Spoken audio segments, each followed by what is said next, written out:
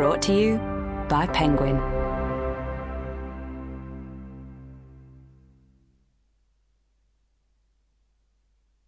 The Marriage Question.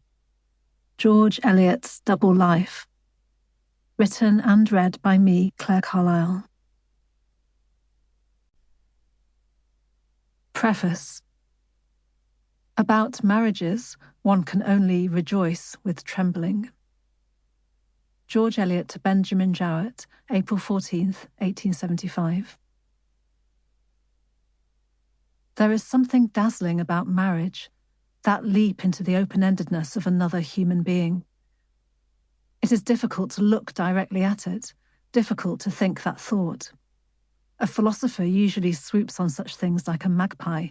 Look, a shifting, shimmering question, all indeterminacy and iridescence. Don't you just want to snatch it up, take it home, and sit on it for a long time? Yet marriage is rarely treated as a philosophical question. Perhaps domestic life, traditionally a feminine domain, has seemed too trivial a subject for deep thinking. When I studied philosophy at university, most of the authors I read were unmarried men: Plato, Descartes, Spinoza, Hume, Kant, Nietzsche, Wittgenstein. Did they regard marriage as a hindrance to the serious work of philosophy, rather than a spur to thought? My friends and I were constantly analysing relationships, our own and other people's. We sat up late contemplating our parents' happy and unhappy marriages, and asked ourselves if we would ever get married. I loved the idea of choosing my own family, but how would I know I was making the right choice? Beneath its conventional surface, marriage simmers with tensions between self and other, body and soul, passion and restraint, the poetry of romantic love and the prose of domestic routine. Each day our partners watch us cross the precarious bridge between our intimate and our social selves. Somehow we're supposed to make a happy home in these fraught, ambiguous double binds. For better or worse, the answers we find to our marriage questions, whether to marry, whom to marry, how to live in a marriage, whether to remain married, are often close to the heart of our life's meaning. Over centuries, these questions have shaped religious, political, and social histories. Of course, in such a culture, choosing to be or become single is as significant as choosing to marry. Just look at Kierkegaard, whose broken engagement was not just a personal drama, but the catalyst for existentialism.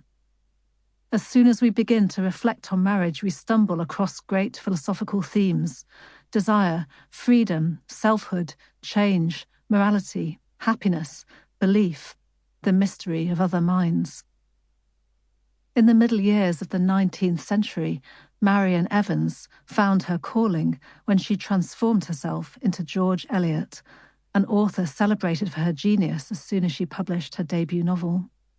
During those years, she also became a wife. Bruised by a series of messy romantic involvements, she had met the writer George Henry Lewes, whose wife was sleeping with his best friend. After eloping to Berlin in 1854, Eliot and Lewes lived together for 24 years. They could not be legally married, but she asked people to call her Mrs Lewes and dedicated the manuscript of each novel to her husband. George Eliot did not appear on my philosophy curriculum, and it was a long time before I discovered that she pursued her marriage question with the tenacity of a great philosopher, as well as the delicacy of a great artist. Early in her relationship with Lewes, she wondered at the great experience of marriage, this double life, which helps me to feel and think with double strength. These words hint at questions that would continue to shape her married life over the years ahead: ambition, dependence, and the effort to connect thought and feeling, which surges through her writing, creating a new philosophical voice. Precisely this combination, and the struggles it entailed, produced the extraordinary works of art, intense, intimate, experimental, that still open our eyes and stretch our souls. George Eliot's fiction searches the lives of ordinary people to uncover truths we can recognise as our own, truths at once intellectual and emotional. Her literary achievement was... Sample complete. Ready to continue?